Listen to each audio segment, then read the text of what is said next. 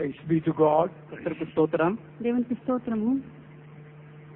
I want to thank you all for your prayers for me and the other servants of God. எனக்காகவும் மற்ற எல்லா பரிசுத்தவான்களுக்காகவும் நீங்க ஜெபித்ததான அந்த காரியத்திற்காக உங்களுக்கு நன்றியுள்ளவனாக நான் இருக்கிறேன். నా కొరకును పరిశుద్ధులందరి కొరకును మీరు ప్రార్థించినందుకు నేను కృతజ్ఞత తెలుపుచున్నాను.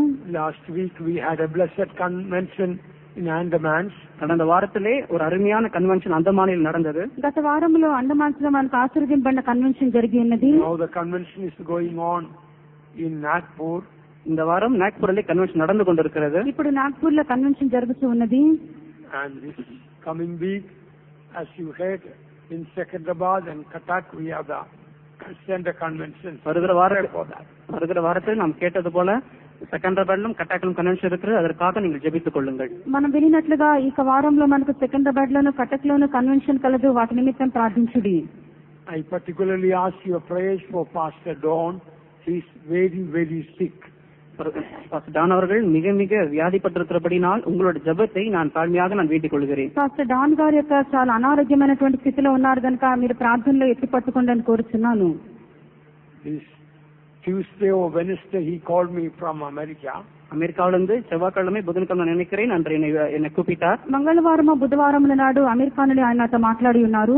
I am waiting to go to heaven to see the glory of God. அவர் சொன்னார் தேவனுடைய மகிமையை காணும்படியாக நான் பரலோகத்துக்கு செல்லும்படியாக நான் காத்துக் கொண்டிருக்கிறேன் என்று அவர் சொன்னார். దేవుని యొక్క మహిమను చూచినట్లుగా పరలోకమునకు వెళ్ళవల్లని నేను కనిపెట్టుచున్నానని చెప్పాను. He just can't wait till he goes to glory. He told me. அவர் சொல்லுகிறார் நான் மகிமைக்கு போக வரையும் நான் காத்துக் கொண்டிருக்கிறேன் என்று சொன்னார். మహిమలోనికి నేను వెళ్ళినంత మట్టుకు నేను కనిపెట్టుచున్నానని అని చెప్పాను. So I request you particularly pray for Pastor Don. I don't know how long he will be on earth.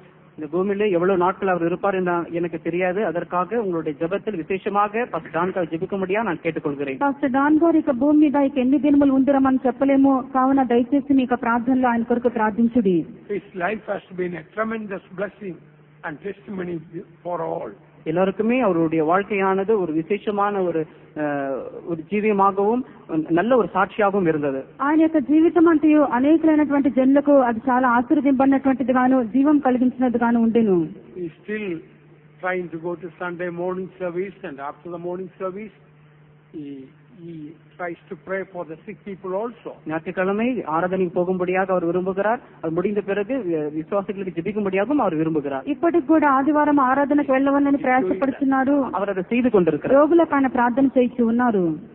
He says, I don't want to lie down and die. I want to keep serving God and die. சொல்லுகிறார் நான் படுத்து மரிக்க விரும்பவில்லை, தேவனுக்கு சேவை செய்தே நான் அப்படியாக மரிக்க விரும்புகிறேன் என்று அவர் சொல்லுகிறார். పండుకొని నేను మరణించవాలని కోరట్లేదు, ప్రభువునకు సేవ చేస్తూనే ప్రాణం విడవాలని కోరుచున్నానని చెప్పిరి.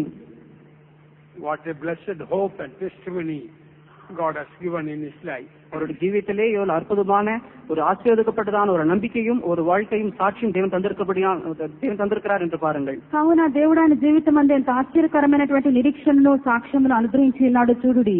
Today as we want to turn to the word of God, I want to ask you a question. இந்த தேவனுடைய வார்த்தைக்கு செல்வது முன்பதாக உங்களை பார்த்து ஒரு கேள்வி கேட்க நான் விரும்புகிறேன். వాక్యం మనం ధ్యానించక ముందుగా మీ అందరితో ఒక ప్రశ్న నేను వేయగోరుచున్నాను.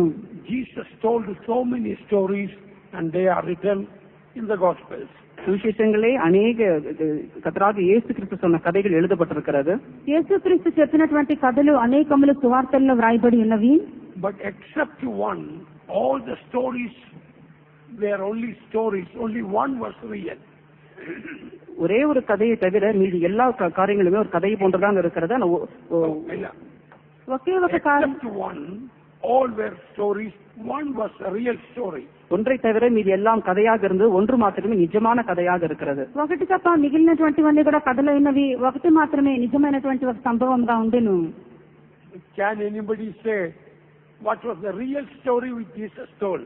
கர்த்தராகிய இயேசு கிறிஸ்து சொன்னதான அந்த மெய்யான கதை என்னவென்று யாராலும் சொல்ல முடியுமா? కాబట్టి యేసుక్రీస్తు చెప్పినటువంటి ఆ నిజమైన కథ ఎవరైనా చెప్పగలరా? Only one story was real. All others were only just like a parable. ஒரே ஒரு கதை மாத்திரம்தான் உண்மையாக நடந்த சம்பவம். மீதியெல்லாம் கதையாக இருக்கிறது. ఒకే ఒక కార్యం మాత్రము నిజంగా జరిగినటువంటి సంభవమైనది, మిగిలినటువంటివన్నీ ఉపమానములు. Anybody knows the real story which Jesus told? Raise the hand. యేసు சொன்னதான அந்த மெய்யான சம்பத்தின் கதையை தெரிந்தவர்கள் கையை உயர்த்தலாம். యేసు చెప్పినటువంటి ఆ యొక్క యథార్థమైన సంభవంలో తెలిసినటువంటి వారి చేతులు పైకెత్తవచ్చును.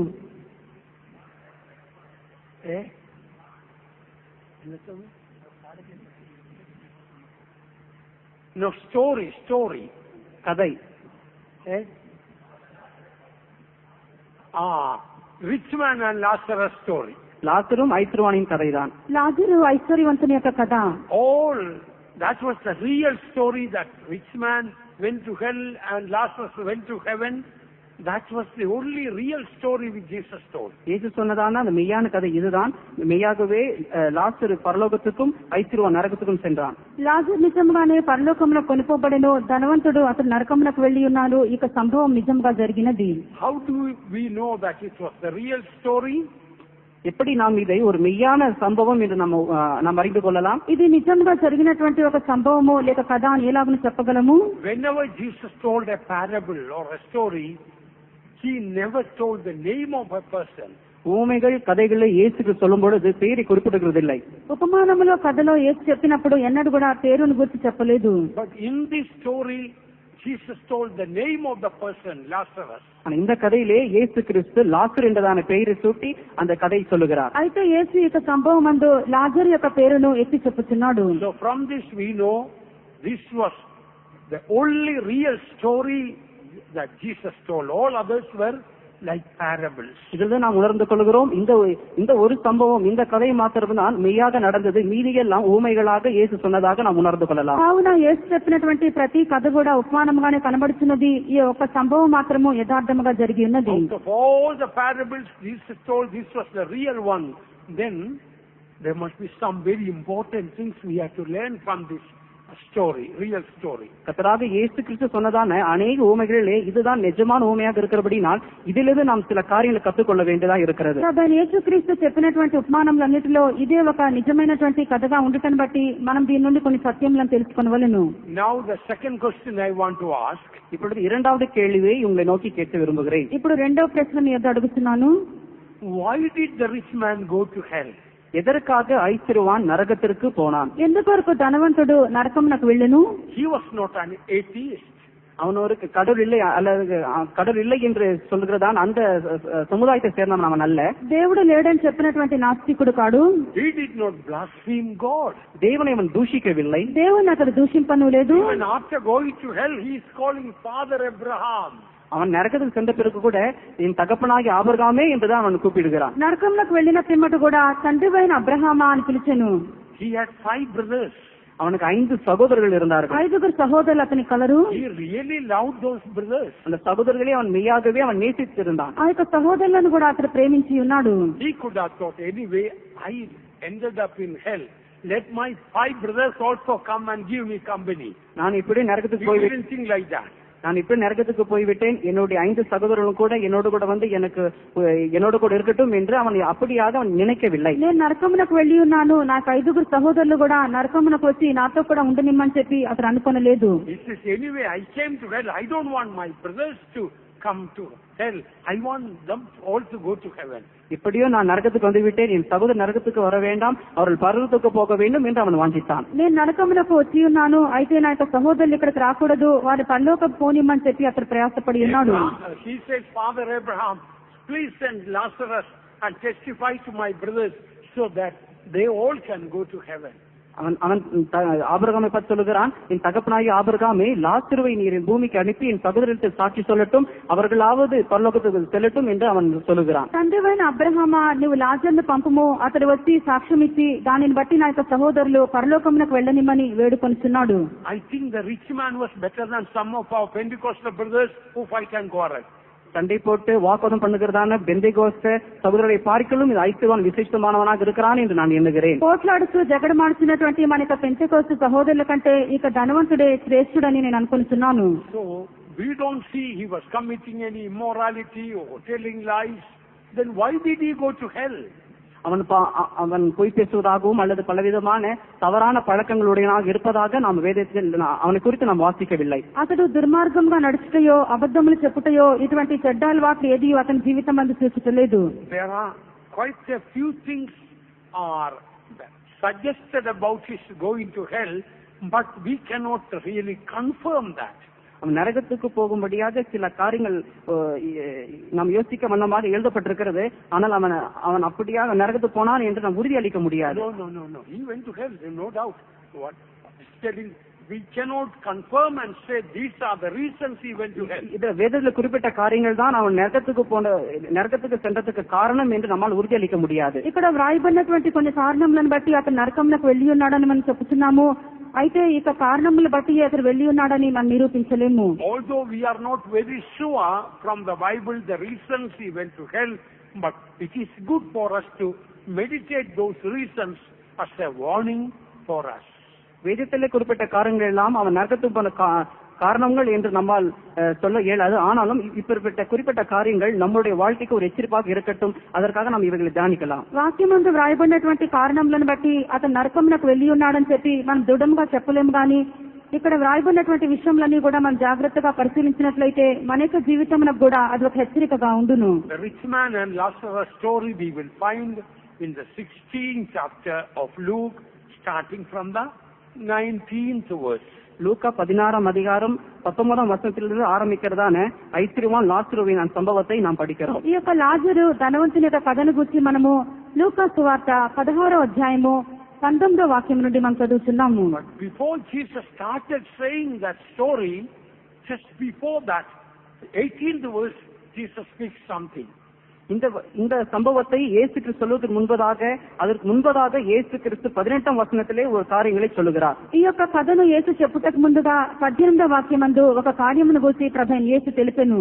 Whosoever putteth away his wife and marrieth another committeth adultery, and whosoever marrieth her that is put away from a husband committeth adultery. தன் மனைவியை தள்ளிவிட்டு வேறொருத்தி விவாகம் பண்ணுகிறவன் விபச்சாரம் செய்கிறான். புருஷனாலே தள்ளப்பட்டவளை விவாகம் பண்ணுகிறவனும் விபச்சாரம் செய்கிறான். తన భార్యను విడనాడి మరి యొక్క తన వివాహం చేసుకున్న ప్రతివాడు వ్యభిచరించుచున్నాడు. భర్తను విడిచిన దానిని వివాహం చేసుకున్నవాడు వ్యభిచరించుచున్నాడు. Some saints think just before telling the story of the rich man and Lazarus, and this verse says, and then he tells the story, it may be possible the sin of this rich man might have been his second marriage, divorce and remarriage. இந்த ஐசனுடைய பாவமானது தன்னுடைய முதல் மனைவியை தள்ளிவிட்டு இரண்டாம் ஒருத்தியை திருமணம் செய்த நிமித்தமாக இருக்கலாம் என்று சில பரிசுத்தவான்கள் விதமாக எண்ணுகிறார்கள். కొందరు భక్తులు ఇలాగను వారు తలంచుకుంటున్నారు. దీనికి పైగా యొక్క వాక్యం రాయటం బట్టి ఇక ధనవంతుడైనటువంటి వాడు తన యొక్క మొదటి భార్యను విడనాడి అతని విడాకులు తీసుకున్న పిమ్మట రెండవ దానిని వివాహం చేసుకొని ఉండునేమో అని చెప్పి అనుకుంటున్నారు. Again, that reason we cannot confirm from just because that Bible verse. இந்த வேதத்தின் வசனத்தை வைத்துக் கொண்டு இதுதான் காரணம் என்று நம்மால் நிச்சயித்து சொல்ல முடியாது. ఇక్కడ వాక్యమందు వ్రాయబడితని బట్టి ఇదే దానికి కారణం అని చెప్పి నిశ్చయంగా మనం చెప్పలేము. But what Jesus told is very true. ஆனா இயேசு கிறிஸ்து சொன்னது மெய்தான். అయితే ప్రభువైన యేసు చెప్పినది చాలా సత్యము. If a person divorces and remarries, that person is guilty of committing adultery, present continuous tense.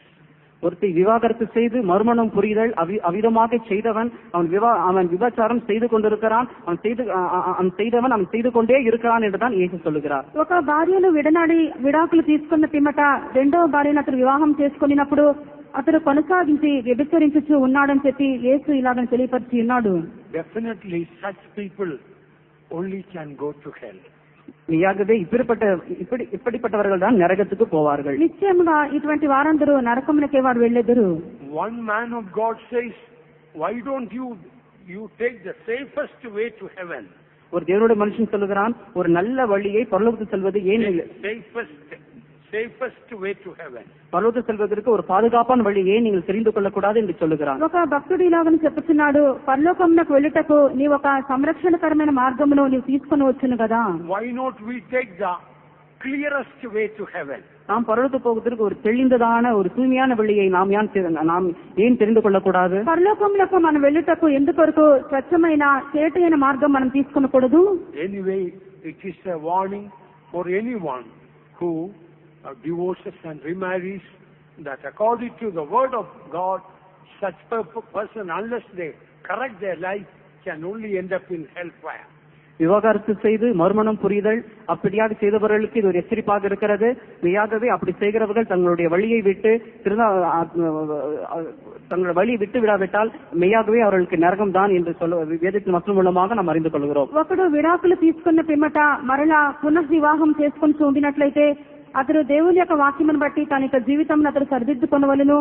లేకుండా ఉండినట్లయితే అతడు నిశ్చయంగా నరకమునకు వెళ్ళవలసి వచ్చును. The 19th verse says there was a certain rich man which was clothed in purple and fine linen. 19ஆம் வசனத்தில் பார்க்கிறோம், ஐஸ்வர்யமுள்ள ஒரு புருஷன் இருந்தான், அவன் ரத்தாம்பரமும் வெளியேற பெற்ற వస్త్రం ధరిத்து. 19వ వాక్యమందు ధనవంతుడు ఒకడుండెను, అతడు ఊదారంగు బట్టలను సన్నపునార వస్త్రములను ధరించుకొని ఉండెను. When we read about the first thing, when we read about the rich man, as Tamil very clearly says, very valuable clothes he was wearing. Or first thing we read about Lazarus, sorry, rich man, was the clothes he was wearing. ஐசுவானை குறித்ததான நாம் வாசிக்கும் பொழுது முதல் காரியமாக நாம் அவனை குறித்து வாசிக்கும் பொழுது அவன் அணிந்திருந்ததான ஆடைகளை குறித்து நாம் வாசிக்கிறோம். அவன் வெளியேறப்பட்ட வஸ்திரங்களை தரித்திருந்தான் என்று வேதத்தில் பார்க்கிறோம். ఈ యొక్క ధనవంతుని గురించి మనం చదివినప్పుడు మొట్టమొదటిగా అతను ధరించి ఉన్నటువంటి తన యొక్క విలువైనటువంటి వస్త్రములను గురించి బట్టలను గురించి వ్రాయబడి ఉన్నది. True, we do not wear ornaments. மெய்யாகவே நாம் ஆபரணங்கள் அணிவதில்லை. మనము ఆభరణములను ధరించుకొనటలేదు. Sometimes we can be guilty of our very expensive clothes wearing. சில நேரங்களில் நாம் உடுத்தி இருக்கிறதான வெளியேறப்பட்ட வஸ்திர நிமித்தமாக நாம் குற்றமுள்ளவர்களாக இருக்கிறோம். కొన్నిసార్లు మనం ధరించినటువంటి విలువైనటువంటి వస్త్రముల ద్వారా మనం నేరస్తులమై ఉండవచ్చును. We cannot wear anything and go to heaven.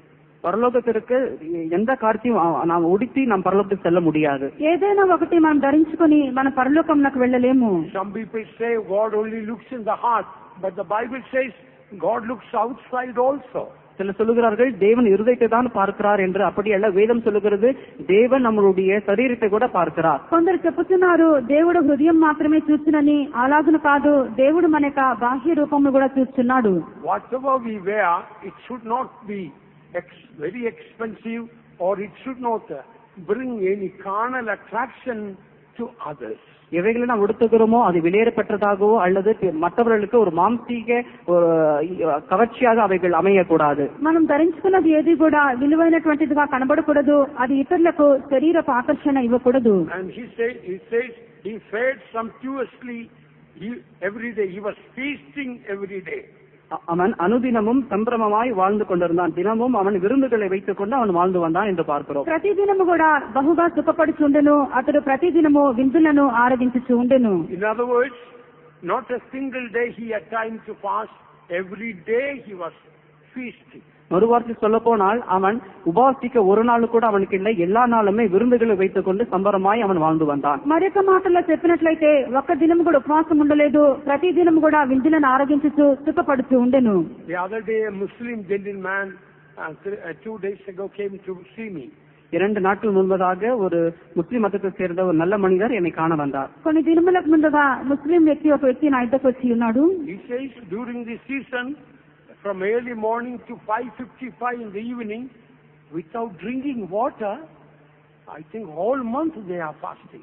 அவர் சொன்னார், இந்த நாட்களிலே விசேஷமாக இந்த நாட்களிலே அவர் காலை தொடங்கி மாலை 5:30 மணி வரைக்கும் தண்ணீர் குடிக்காமல் இந்த ஒரு மாதமாக இருக்க போகிறதாக அவர் என்னிடத்தில் சொன்னார். వారు ఉదయకాలం మొదలుకొని సాయంత్రము 5:55 నిమిషముల వరకు కొంచెం కూడా నీళ్లు త్రాగకుండా ఆ కాలంలో వారు ఉపవసించేవారు. He says from the age of 10 or 12 started that practice. அவர் சொன்னார், இந்த பழக்கத்தை அவருடைய 10 அல்லது 12 வயதில் நான் தொடங்கினேன் என்று அவர் சொன்னார். ఈ యొక్క అలవాటును నా యొక్క 10-12 సంవత్సరముల నుండి ఆరంభించినానని చెప్పిరి. I told we Christians have to learn from you about this good example. நான் சொன்னேன், இந்த நல்ல மாதிரியை கிறிஸ்தவராக நாங்கள் உங்களிடத்திலிருந்து நாங்கள் கற்றுக்கொள்ள வேண்டும் என்று நான் சொன்னேன். ఈ యొక్క మంచి మాదిరిని క్రైస్తవులమైనటువంటి మేము మీ వద్ద నుండి నేర్చుకోవాలని నేను అతనితో చెప్పింది. So many dear children of God, they are not used to fasting. అనేక దేవునుடைய విశ్వాసిகள் அவர் ఉపవాసిத்து జెబిக்கிறதில்லை. అనేక మంది దేవుని బిడ్డలు ఉపవసించి ప్రార్థన చేయట్లేదు. Bible says the history says Christians in the first century they fasted twice a week. The first century Christians fasted twice a week. வரலாறு விதமாக சொல்லுகிறது, ஆதி நாட்கள் இருந்துதான் கிறிஸ்தவர்கள் வாரத்திற்கு 2 தடவை உபவாசித்து ஜெபித்ததாக சொல்லப்படுகிறது. బైబిల్ చరిత్ర ఇలాగనే చెబుతున్నది. మొదటి శతాబ్దంలో ఉన్నటువంటి క్రైస్తవుల విశ్వాసులందరూ కూడా వారములకు వారు 2 దినములు ఉపవాసం ఉండేవారు. Nowadays so many Christians with so many excuses miss fasting and prayer. அநேக கிறிஸ்தவர்கள் இன்று உபவாசித்து ஜெபிக்கிறதான காரியத்தை விட்டு அதற்கான அநேக சாக்குப்போக்குகளை சொல்லுகிறார்கள். అయితే క్రైస్తవులు అనేక మంది అనేక సాకుపోకులను వారు చెప్పుకుంటూ ఉపవాసం ఉండుట విడిచిపెట్టుచున్నారు. It greatly helps our spirit, soul and body. அந்த உபவாசமானது நம்முடைய ஆவி, ஆத்மா, சரீரத்திற்கு மிகவும் உபயோகமாக இருக்கும். ఉపవాసించుట మన ప్రాణ ఆత్మ శరీరములకు చాలా ఉపయోగకరమైనది.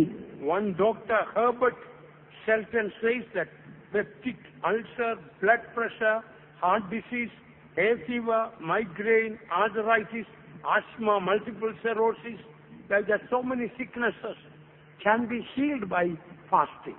ஹெர்பர்ட் என்றதான அந்த மருத்துவர் விதமாக சொல்லுகிறார், ரத்த கொதிப்பு, இருதய நோய், அல்சர், ஆஸ்மா போன்ற அநேக வியாதிகள் உபவாசம் மூலமாக சுகமாக்கப்படும் என்று சொல்லுகிறார். హెర్బర్ట్ అనేటువంటి ఒక వైద్యుడు ఇలాగనే చెప్పి ఉన్నారు, రక్తం పోటు, హృదయంలో మనకు వ్యాధులు, మిగిలినటువంటి అల్సర్ వ్యాధులన్నీ కూడా ఉపవాసించట ద్వారా స్వస్థత దొరుకునని చెప్పి ఆయన ఒకసారి తెలియపరిచి ఉన్నారు. Methodist Church founder John Wesley says that according to the Bible, a man who never fasted is no more on the way to heaven. Methodist சபை ஸ்தாபகனான ஜான் வெஸ்லி விதமாக சொல்லுகிறார், உபவாசிக்காத according to the Bible, a man who never fasted is no more on the way to heaven. Methodist சங்கம் அவர் சொல்லுகிறார், நம்ம வசனத்தில் வாசிக்கிறோம், உபவாசித்து ஜெபிக்காதவன் ஒருபோதும் பரலோகத்தில் செல்லும் வழியில் அவன் காணப்படவில்லை என்று சொல்லுகிறார். మెథడిస్ట్ సంఘం యొక్క స్థాపకుడైనటువంటి జాన్ వెస్లీ గారు ఇలాగనే చెప్పి ఉన్నారు, బైబిల్ ప్రకారంగా ఎవరైతే ఉపవాసం తీసుకోకుండా కనబడుతున్నారో వారు పరలోకములకు వెళ్ళినటువంటి మార్గంలోనే వారు కనబడటలేదు. Some people's sickness is because they never fast. சிலருடைய வியாதி அவர்கள் உபவாசிக்காத நிமித்தமாக தான். కొందరికి వ్యాధులు ఉపవాసం తీసుకోనకపోవటం బట్టే కలుగుతున్నవి. One man of God says a gluttonous man digs his own grave with his teeth.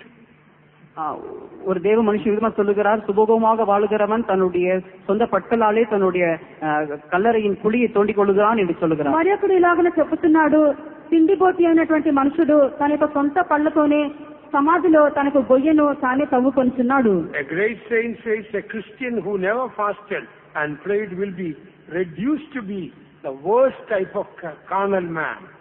ஒரு பெரிய பர்சன் சொல்லுகிறார், உபவாசிக்காத ஜெபிக்காத கிறிஸ்தவன் அவன் மிகவும் நொறுக்கப்பட்டதான ஒரு பாவியாக இருக்கிறான் என்று சொல்லுகிறார். మరొకడు ఇలాగనే చెప్తున్నాడు, ఉపవాసం ఉండి ప్రార్థన చేయనటువంటి క్రైస్తవుడు అతడు తన యొక్క సొంత మార్గమును అతడు పాడు చేసుకుంటున్నాడు. Thoughts, words, deeds and dress all will betray his carnal, fleshly, beastly nature. அவனோட மாம்சீக மிருகத்தனமான சுபாவங்கள் எல்லாம் அவனுடைய நடைகள், அவனுடைய சுபாவங்கள், அவனுடைய சிந்தைகள் வெளிப்படுத்தும் என்று பரிசுத்தவான் சொல்லுகிறார். అలాగే అతడు మృగ సంబంధమైనటువంటి తన యొక్క ప్రవర్తన, నడక, తన యొక్క మాటలు అన్నిటిని బట్టి మిక్కిలి దౌర్భాగ్యమైనటువంటి శారీర మనిషినిగా తను తాను వెల్లడి చేసుకుంటున్నాడు. He may live like a beast and die like a beast because beasts do not fast. அவன் மிருகத்தை போல ஜீவித்து அவன் மிருகத்தை போல மரிப்பான், ஏனென்றால் மிருகமானது உபவாசிக்காது. అతడు మృగం వల్ల జీవించును, మృగం వల్లనే మరణించును, ఎందుకనగా ఒక మృగం ఎన్నడూను ఉపవాసం తీసుకొనదు. Beloved ones, if you neglected fasting, please start. I'm glad this Thursday, Friday, Saturday we have got fasting and waiting meetings. பிரியமானவர்களே, நீங்கள் உபவாசத்தை புறக்கணிக்கிறவர்களாக இருந்தால் இந்த வாரத்தில் இருக்கிறதான வியாழக்கிழமை முதல் ஞாயிற்றுக்கிழமை இருக்கிற உபவாச ஜபத்தில் நீங்கள் பங்கு கொள்ள வேண்டும் என்று நான் கேட்டுக்கொள்கிறேன். మీరు ఉపవాసం తీసుకున్నట విడిచిపెట్టినట్లయితే ఇక వారంలో మనకు గురువారం నుండి శనివారం వరకు ఉపవాస ప్రార్థనలు, శుద్ధీకరణ కూటములు కలవు గనుక మీరు ఉపవాసం తీసుకుని వాళ్ళని కోరుతున్నాము. Look at this rich man who never fasted is now always feasting. Now he is in hell. He is having a very hard fasting without water. இப்பொழுதுமே விருதுகளை வைத்துக் கொண்டு உபாசிக்காமல் ஜீவித்ததான் இந்த ஐத்ரோனை பாருங்கள். அவன் எப்பொழுது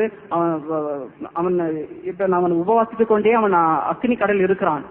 ఇక్కడ మనము தண்ணி கொடுக்காமல் அவன் நரகத்தில் இருக்கிறான். ధనవంతుని చూసినప్పుడు భూమి మీద అతడు విందులను ఆరగించి సుఖపడుతున్నాడు.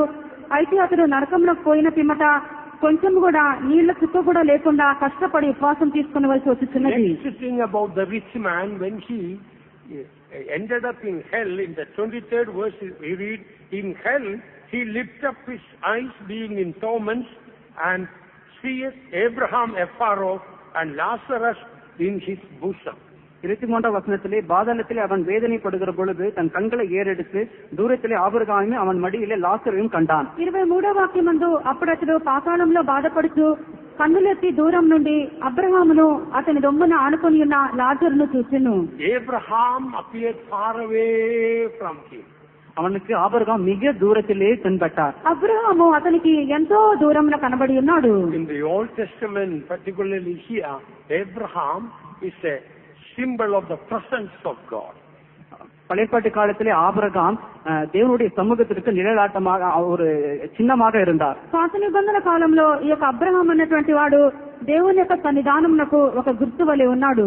In other words, a rich man saw Abraham far away means rich man found God far away from him. ஐஸ்வர்யவான் ஆபிரகாம் மிக தூரத்தில்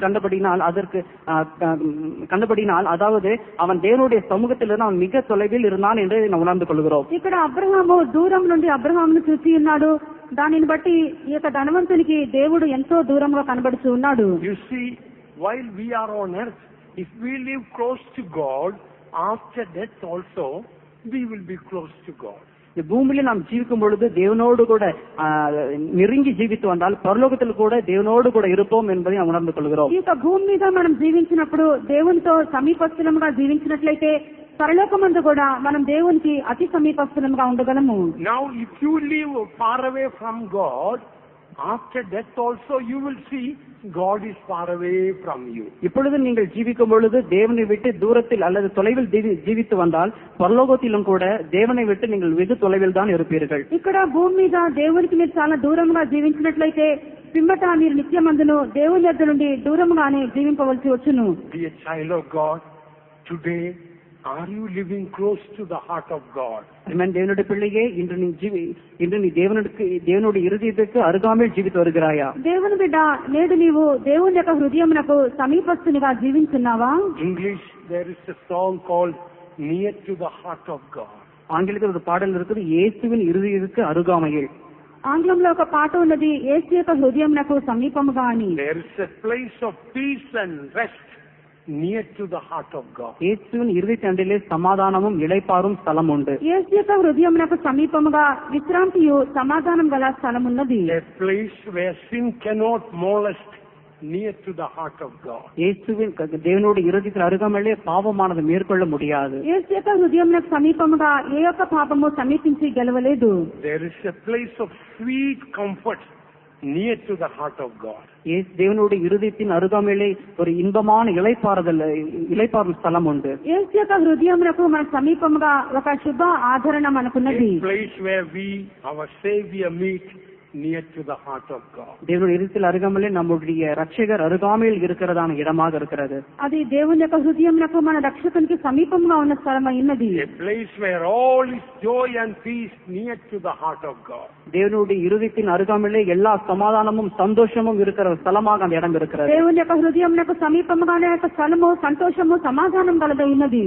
Beloved ones, when we live close to the heart of God, our heart will become like the heart of God. ప్రేమానులే దేవునుడి இருதயத்துக்கு நெருங்கி நாம் ஜீவித்து வந்தால் நம்மளுடைய இருதயம் கூட దేవునుడి இருதయం போல మారుం. దేవుని యొక్క హృదయమునకు సమీపముగా జీవించినట్లయితే మన యొక్క హృదయం కూడా దేవుని యొక్క హృదయం వలె మారును. Full of peace, joy, love, grace, forgiveness, purity, humility, etc. தாழ்மை, அன்பு, பரிசுத்தம், மன்னித்தல், சந்தோஷம், மகிழ்ச்சி எல்லாமே காணப்படும். సంతోషము, సమాధానము, కృప, క్షమాపణ, ప్రేమించుట ఇదంతా కూడా ఆ యొక్క హృదయం నందు ఉండును. When your heart is far away from God, there is no satisfaction, there is no rest, there is such an emptiness and darkness in heart. தேவனுடைய இருதயத்தை விட்டு நீங்கள் தூரத்தில் உங்களுடைய இருதயம் இருந்தால் உங்களுடைய எந்த விதமான ஒரு திருப்தியோ இளைப்பாறுதலோ சமாதானமோ அந்தகாரம் தான் காணப்படும். దేవుని యొక్క హృదయంకు దూరంగా ఉండినట్లయితే నీ యొక్క జీవితమందు తృప్తి గాని సంతోషము సమాధానము ఆదరణ ఉండదు. దానికి బదులుగా అంధకారమును కటిక చీకటి ఉండును. Today if your heart is far away from God, God has not moved out. you moved out of God.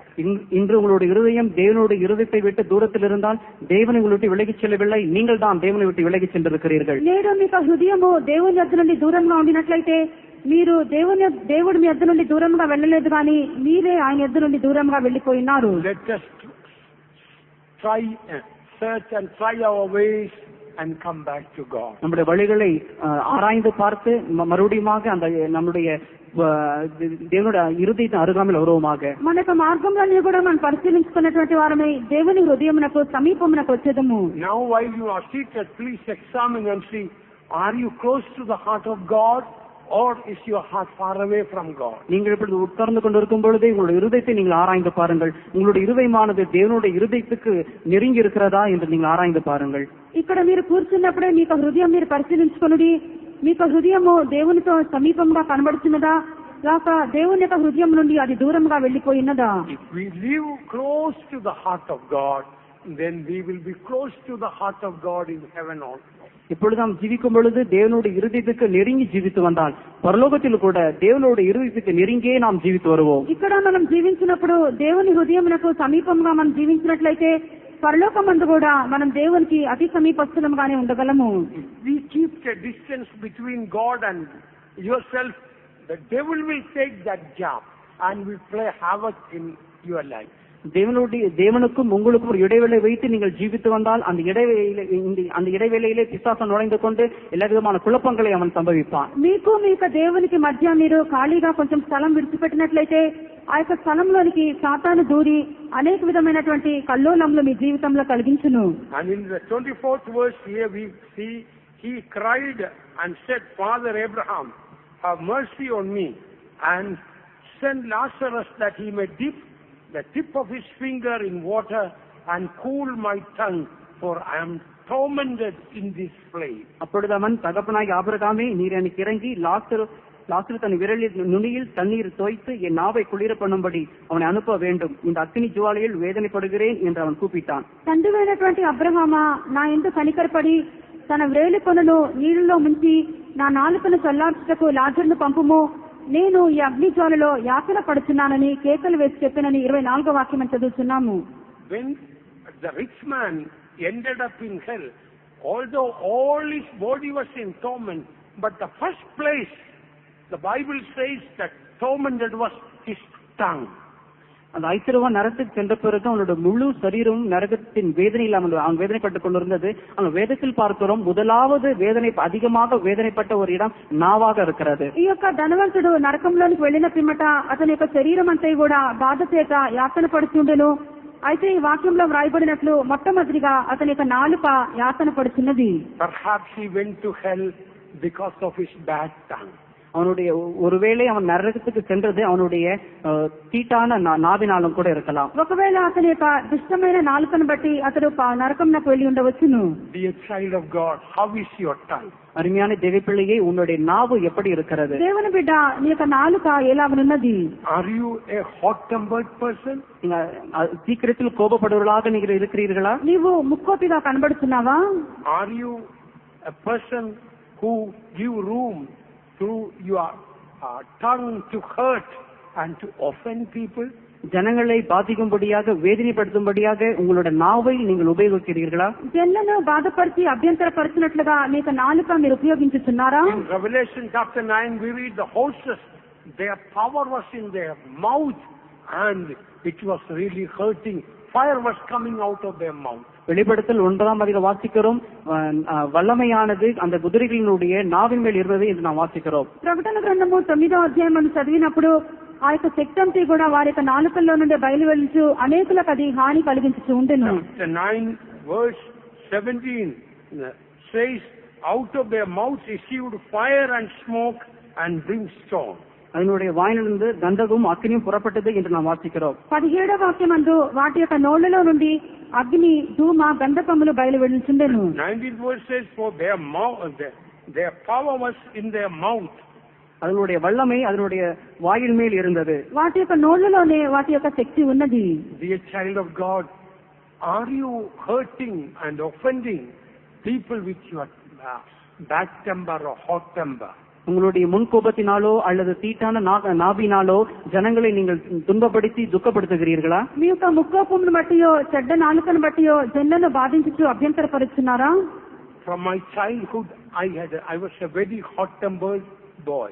என்னுடைய சிறு பிராயம் முதல் நான் மிக முன்கோபியாக இருந்து வந்தேன். నా యొక్క చిన్న ప్రాయం నుండి నేను చాలా ముక్కోపిగా ఉంటిని. When I get angry, I will throw things and break things. I don't know what I do. கோபம் வந்துவிட்டால் எல்லா பொருளும் நான் தள்ளி விடுவேன், சில பொருளை உடைத்து விடுவேன், என்ன செய்கிறேன் என்றே எனக்கு தெரியாது. కోపం వచ్చినట్లయితే చేతిలో ఏది దొరికినట్లయితే అది విసిరి నేను పారవేసేదును, అన్ని కూడా నేను పగలగొట్టుదును. I did so many bad things. I spoke so many bad things with my hot temper. என்னுடைய முன்கோபத்தினாலே அநேக கெட்ட காரியங்களை செய்திருக்கிறேன், தீட்டான அநேக சொற்களை நான் பேசியிருக்கிறேன். నా యొక్క కోపమును బట్టి అనేక చెడ్డ కార్యములు నా నోటి ద్వారా అనేక చెడ్డ మాటలు పలికి ఉన్నాను. But after I got filled with the Holy Spirit, நான் பரிசுத்தாவினால் நிரப்பப்பட்ட பிறகு అయితే నేను పరిశుద్ధాత్మ చేత నింపబడిన పిమ్మట I thought my hot temper will go, but it didn't go. நான் நினைத்தேன் என்னுடைய முன்கோபம் சென்றுவிடும் என்று நினைத்தேன், ஆனால் அது போகவில்லை. నా ముక్కోపము నా ఎదురు నుండి వెళ్లిపోవునేమో అనుకుని ఉన్నాను, అయితే నా ఎదురు నుండి తీసివేయబడలేదు. Only thing was that I will not do anything bad, but my tongue will speak as usual very bad things. ஒரே ஒரு காரியம் என்னவென்றால் நான் அந்த கெட்ட காரியங்களை செய்ய மாட்டேன், ஆனால் தீமையான வார்த்தைகளோ நான் பேசிவிடுவேன். నేనైతే చెడ్డ కార్యములను చేయను గాని నా యొక్క నాలుకతో చెడ్డ మాటలే పలుకుతూ ఉండును. I will go and apologize to them for getting angry, but they will say, what is the use, you are going to get angry again? நான் கோபப்பட்டது நிமித்தமாக அவரிடத்தில் சென்று மன்னிப்பு கேட்பேன். அவர் சொல்லுவார்கள், நீ மன்னிப்பு கேட்டு என்ன பிரயோஜனம் என்று சொல்வார்கள். నా యొక్క కోపమును బట్టి ஏனென்றால் நீ மறுபடியும் அந்த காரியத்தை செய்வாய், அதனால் மன்னிப்பு கேட்டு என்ன பிரயோஜனம் என்று சொல்வார்கள். నా కోపమును బట్టి ఇతరుల యొద్ద వెళ్లి నేను క్షమాపణ అడిగి సమాధాన పడదును, అయితే వారు నీవు క్షమాపణ అడుగుతాను బట్టి ఏమి ప్రయోజనమో, మరలా కూడా నువ్వు కోపగించుకుంటూ అని అంటూ ఉందరు. For quite some time I didn't have any deliverance from my hot temper. சில நாட்களாக என்னுடைய முட்கோபத்திலிருந்து விடுதலை பெறாமல் நான் இருந்தேன். చాలా దినములుగా ఈ యొక్క ముక్కోపము నుండి నాకు ఏమాత్రము విడుదల దొరకలేదు. One day I was getting angry. ஒரு நாள் எனக்கு கோபம் வந்தது. ఒక దినం నాకు కోపం వచ్చెను. My blood was boiling. என்னுடைய ரத்தம் கொதித்தது. నాకు రక్తం పొంగుచూ ఉండెను. Then something suddenly happened. திடீரென்று ஒரு சம்பவம் சம்பவித்தது. అకస్మాత్తుగా ఒక కార్యం జరిగెను. I saw a white van was just running through the main road. அந்த மெயின் ரோட்லயே ஒரு வேகமாக ஒரு வெள்ளை வேன் கடந்து சென்றது. రోడ్డు మీద ఒక తెల్లపుగా ఉన్నటువంటి వ్యాన్ వెళ్తూ ఉండెను. Big red letters, keep cool. அந்த பெரிதான சிவப்பு எழுதப்பட்டிருந்தது, உன்னை குளிர்ச்சியாக வைத்துக்கொள் என்று எழுதியிருந்தது. ఒక ఎర్రని పెద్ద అక్షరములలో నిన్ను చల్లగా ఉంచుకొనుము అని వ్రాయబడి ఉన్నది. Here my blood was boiling and here I could see keep cool. That really shocked me. இங்கே என்னோட ரத்தம் கொதித்துக் கொண்டிருக்கிறது, ஆனால் அந்த வேனிலோ உன்னை குளிர்ச்சியாக வைத்துக்கொள் என்று சிவப்பு பெரிய எழுத்தில் எழுதப்பட்டிருந்தது. ఇక్కడైతే నాకు రక్తము పొంగుతున్నది, అయితే ఆ వ్యాన్ మీద చూసినప్పుడు నిన్ను చల్లగా ఉంచుకొనుమని వ్రాయబడి ఉన్నది. Of course later on I realized it was only an ice cream van, but for me it was a heaven sent message. மெய்யாக பிறகு உணர்ந்து கொண்டேன் அது ஒரு ஐஸ்கிரீம் வேன் தான், ஆனால் எனக்கோ அது பரலோகத்தில் ஏற்பட்டதான ஒரு வார்த்தையாக இருந்தது. తర్వాత తెలుసుకొని ఉన్నాను అది ఒక ఐస్ క్రీమ్ వ్యాన్ మాత్రమే, అయితే పరలోకం నుండి నాకు వచ్చినటువంటి ఒక వార్త కాదు ఉన్నది. I knew God was speaking to me. நான் அறிந்து கொண்டேன் தேவன் என்னோடு கூட பேசுகிறார், ప్రభు నాతో మాట్లాడుతున్నాడని చెప్పి నేను తెలుసుకొని ఉన్నాను. One day I really cried and cried and cried from the depths of my heart, deliver me from this hot temper. ஒரு நாள் நான் மெய்யாகவே அழுது கொண்டிருந்தேன். என் இருதயத்தின் ஆழத்திலிருந்து என் கோபத்திலிருந்து விடுதலை வேணும் என்று சொல்லி அழுது கொண்டிருந்தேன். ఒక దినమున నా యొక్క హృదయాంతరంగంలో నుండి ప్రభు ఆ యొక్క ముక్కోపం నుండి నన్ను విడిపించమని చెప్పి నేను కన్నీళ్లు విడుచుచు ఏడ్చుచు రోధించుచు ఉంటిని. One particular day I still remember, some ugly dark thing went from me. From that, thank God, I got complete victory over my hot temper. இப்பொழுது கூட எனக்கு நன்றாக நினைவில் இருக்கிறது. என்னை விட்டு ஒரு பெரிதான ஒரு கருப்பு பெரிய உருவம் என்னை விட்டு கடந்து சென்றது. கர்த்தருக்கு ஸ்தோத்திரம். அந்த நாள் முதல் கொண்டு எனக்கு தேவன் கோபத்திலிருந்து విడుదల தந்தார். అయితే నా అద్దె నుండి ఒక వికారమైనటువంటి నల్లని రూపము వెళ్లిపోయినది. ఆ దినం మొదలుకొని ప్రభు నన్ను విడిపించి ఉన్నాడు. God who delivered me can deliver you also. என்னை விடுதலையாக்கின தேவன் உங்களையும் கூட விடுதலையாக்குவார். నన్ను విడిపించినటువంటి దేవుడు మిమ్మల్ని కూడా విడిపించును. By the grace of God I can say even now if I want to get angry I cannot, because that spirit the Lord delivered me from. தேவனுடைய கிருபையினால் நான் சொல்லுகிறேன், இப்பொழுது கோபப்பட வேண்டும் என்று நான் யோசித்தாலும் கூட கோபம் வருகிறதில்லை. ஏனென்றால் அந்த ஆவியானது, அந்த கோபத்தின் ஆவியானது என்னை விட்டு தேவன் எடுத்து விட்டார். అయితే దేవుని కృపను బట్టి చెప్పుతున్నాను, కోపం రావాలని చెప్పి ప్రయత్నించినప్పటికీ ఆ కోపం నాకు వచ్చటలేదు. ఎందుకనగా ఆ యొక్క ఆత్మ నా ఇద్దరు నుండి తీసివేయబడి ఉన్నది. Remember, death and life are in the power of the tongue. நீங்க உணர்ந்து கொள்ளுங்கள், மரணமும் ஜீவனும் நாவின் மேல் தான் இருக்கிறது. ఒక కార్యం మనసులో ఉంచుకొనుడి, మరణము జీవము రెండును నాలుక యొక్క వశమే. There is an enlightening verse in James chapter 3 verse 6 about the tongue. யாக்கோபு 3ஆம் அதிகாரம் 6ஆம் வசனத்தில் உற்சாகமூட்டுகிறதான ஒரு வசனம் உண்டு. యాకోబు 3వ అధ్యాయం 6వ వాక్యమందు ఉత్సాహపరిచినటువంటి ఒక వాక్యం ఉన్నది. Enlightening, not encouraging, enlightening verse. நம்ம பிரகாசிப்பிக்கிறதான ஒரு வார்த்தை உண்டு. మనను వెలిగింపజేయనటువంటి ఒక మాట ఉన్నది. And the tongue is a fire, a world of iniquity. நாவும் நெருப்புதான், அது அநீதி நிறைந்த உலகம். నాలుక కూడా అగ్నియే, అది పాప ప్రపంచమై ఉన్నది. It doesn't say it's full of iniquity, but world of iniquity. அது அநீதியால் நிறைந்தது என்று சொல்லப்படவில்லை, அந்த அநீதி நிறைந்த உலகம் என்று சொல்லப்பட்டிருக்கிறது. పాపంతో నిండి ఉన్నదని కాదు, అది పాప ప్రపంచమై ఉన్నది. In other words, the tongue, your tongue can destroy the whole world. மறுவார்த்தை சொல்ல போனால் உங்களுடைய நாவானது முழு உலகத்தையுமே அது அழித்துவிடும். మీ యొక్క నాలుక అన్నటువంటిది లోకం అంతటినే అది నాశనం చేయగలదు. So is the tongue among our members, that it defileth the whole body and setteth on fire the course of nature, and it is set on fire of hell. நம்முடைய அவயங்களிலே நாவானது முழு சரீரத்தையும் கரைப்படுத்தி ஆயுள் சக்கரத்தை கொளுத்தி விடுகிறதாயும் நரக அக்னியினாலே கொளுத்தப்படுகிறதாயும் இருக்கிறது. నాలుక మన కవయములో ఉంచబడిన పాప ప్రపంచమై సర్వ శరీరమునకు మాలిన్యము కలుగజేయు ప్రకృతి చక్రమునకు చిచ్చుపెట్టును, అది నరకం చేత చిచ్చుపెట్టబడును. In other words, your tongue creates your own heaven or your own hell. மெய்யாகவே இன்னொரு வார்த்தையில் சொல்ல போனால் உங்களோட நாவானது நீங்கள் பரலோகத்துக்கா அல்லது நரகத்துக்கா என்பதை நிர்ணயிக்கும். You are creating your own hell by your tongue. உங்களோட నావినాలే நீங்கள் పరలోకத்தையும் నరకத்தையும் సృష్టించుకొ కొలుగురీர்கள். మరొక మాటలో చెప్పినట్లయితే మీ యొక్క నాలుకను బట్టి మీరు మీ యొక్క పరలోకమునో లేక మీ యొక్క నరకమునో సృష్టించుకొనిచున్నారు. If your marriage is hell, is because your tongue is hell. உங்களுடைய திருமண வாழ்க்கை ஒரு நரகம் போன்றதாக இருந்தால் அது உங்களுடைய நாவினால் உண்டானவைகள். మీ యొక్క వివాహము, if your marriage is hell, your tongue is hell. உங்களுடைய திருமண வாழ்க்கை நரகம் போன்றதாக இருந்தால் உங்களுடைய நாவானது நரகமாக இருக்கிறது. మీ యొక్క వివాహము నరకంగా ఉన్నట్లయితే మీ నాలుక నరకంగానే ఉన్నది. If you find your life is a hell, it's because your tongue is a hell. உங்களுடைய வாழ்க்கையை நீங்கள் நரகமாக எண்ணினால் உங்களுடைய நாவுதான் நரகமாக இருக்கிறது. మీ యొక్క జీవితము నరకంగా ఉండినట్లయితే మీ యొక్క నాలుక నరకంగా ఉన్నది. Your tongue, if your tongue is heaven, your home will be heaven. உங்களுடைய நாவானது பரலோகமாக இருந்தால் உங்களுடைய வீடும் கூட பரலோகமாக இருக்கும். మీ యొక్క నాలుక పరలోకముగా ఉండినట్లయితే మీ యొక్క ఇల్లు పరలోకముగా ఉండును. If your tongue is heaven, your life will be heaven. உங்களுடைய நாவானது பரலோகமாக இருந்தால் உங்களுடைய வாழ்க்கை பரலோகமாக இருக்கும். మీ యొక్క నాలుక పరలోకముగా ఉన్నట్లయితే మీ యొక్క జీవితము పరలోకముగా ఉండును. Bible says the tongue is a fire. వేదం சொல்லுகிறது నావు நெருப்பு தான். నాలుక అగ్ని అని వాక్యం చెప్పుతున్నది. Look at what the wise God has done when God created this fire tongue. God put it in the water all the time.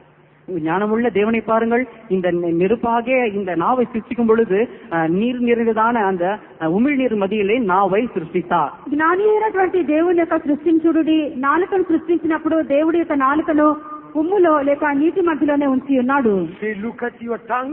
It's always kept in water. நாவை பாருங்கள், எப்பொழுதுமே அது நீரினால் இருக்கும்.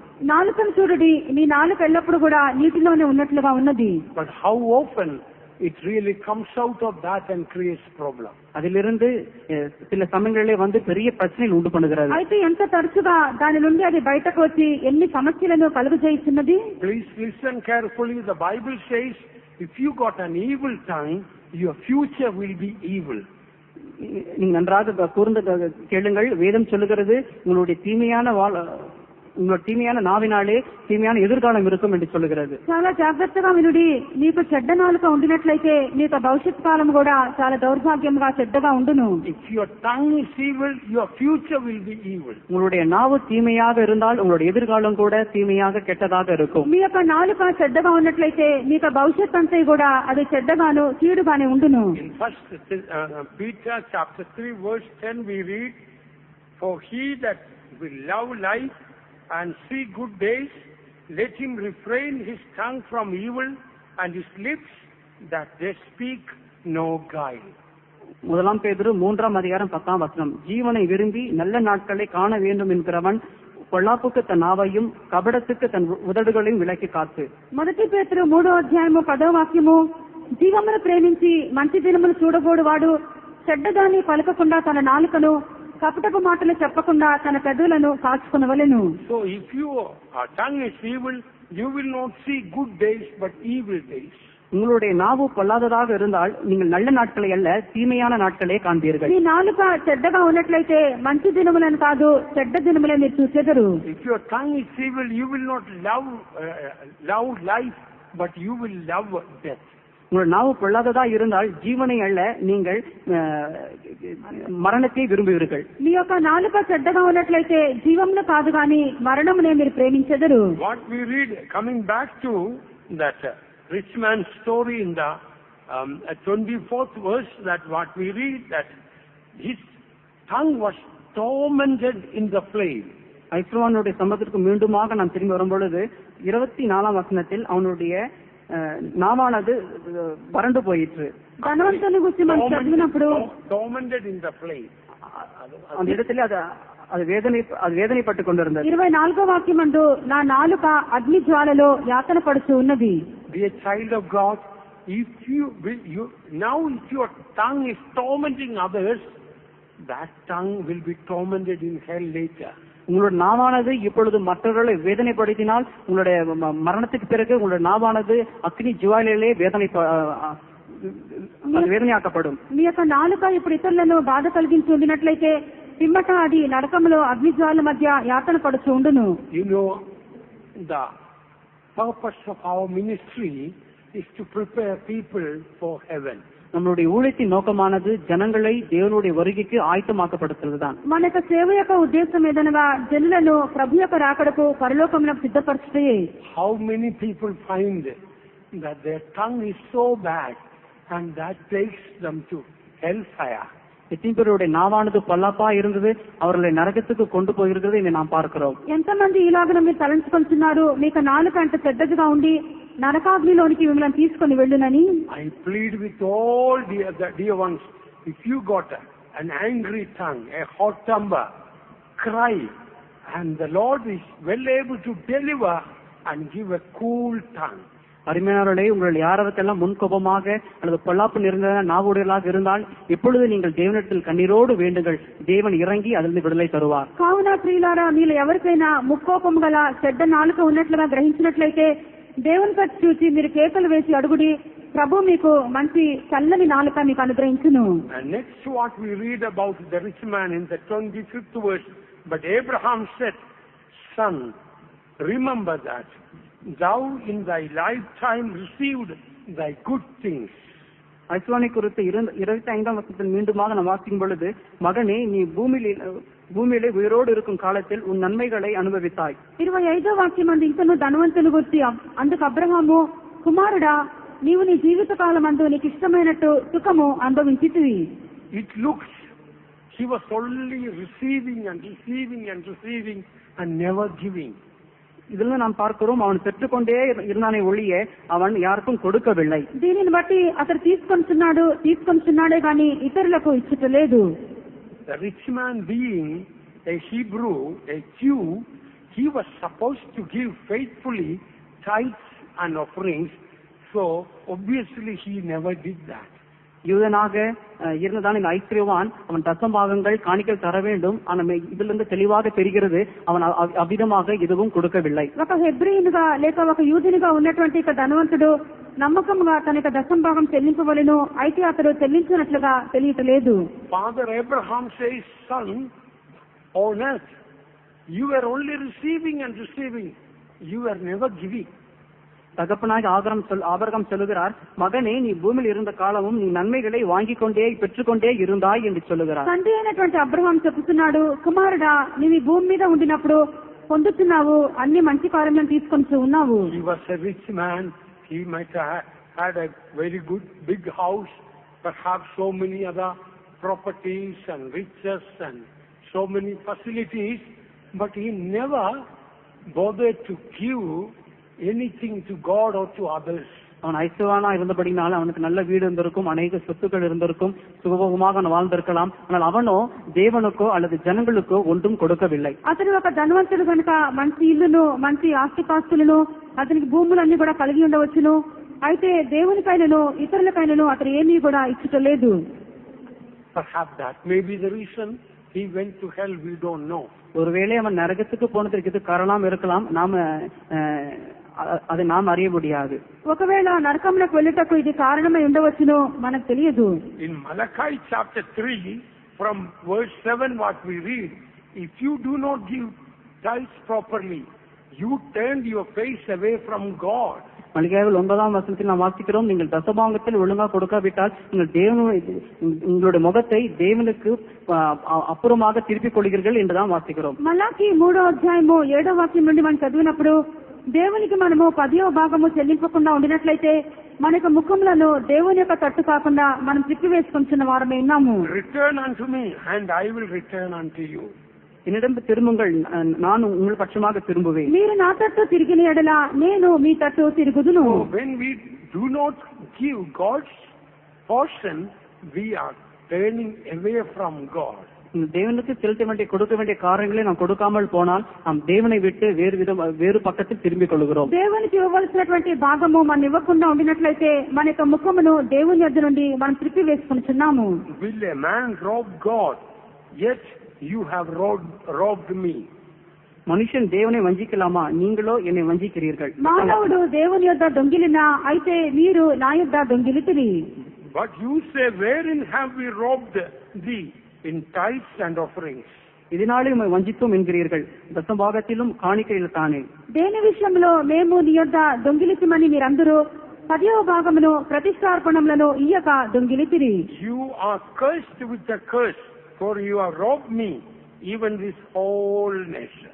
நீங்கள் சபிக்கப்பட்டவர்கள், ஜனத்தாராகிய நீங்கள் எல்லாரும் என்னை வஞ்சித்தீர்கள். ఈ జనులందరూ నా యొద్ద దొంగిలించినే ఉన్నారు, మీరు శాపగ్రస్తులై ఉన్నారు. So when we don't give God's portion, tithes and offering, we are not only robbing God, but we read we are inheriting a curse, not a blessing. தசபாகத்தின் காணிக்கும் தேவனுக்கு செலுத்த வேண்டியவர்களை நாம் செலுத்தாமல் போனால் தேவனை வஞ்சிக்கிறது மாத்திரமல்ல, நாம் சபிக்கப்பட்ட ஜனமாக மாறிவிடுகிறோம். దశంభాగములను దేవునికి చెందినటువంటి భాగము మనం ఇవ్వకుండా ఉండినట్లయితే దేవుని మనము దొంగిలించడం మాత్రమే కాదు, మనము శాపగ్రస్తులముగా మారిపోతున్నాము. If you rob a man, the punishment may be small.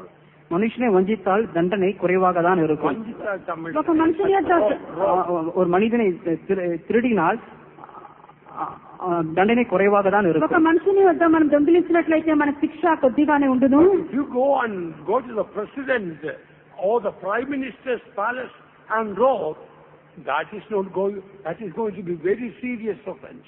ஜனாதிபதி பிரதமர் போன்றதான வீடுகளில் சென்று அவருடைய பொருளை திருடினால் அந்த தண்டனையானது மிகவும் மோசமாக தான் இருக்கும். ప్రధానమంత్రి వద్దను రాష్ట్రపతి వద్దకు వెళ్లి మనం దొంగిలించినట్లయితే దాన్ని బట్టి వచ్చినటువంటి శిక్ష నేరము చాలా అధికంగా ఉండును. If you go and rob the next door, it may not come in the newspaper, but if you go and rob the president's palace, in the front page big letters it may come. பக்கத்து வீடு போன்றதான இடங்களும் திருடினால் அது செய்தித்தாள்களில் வராது.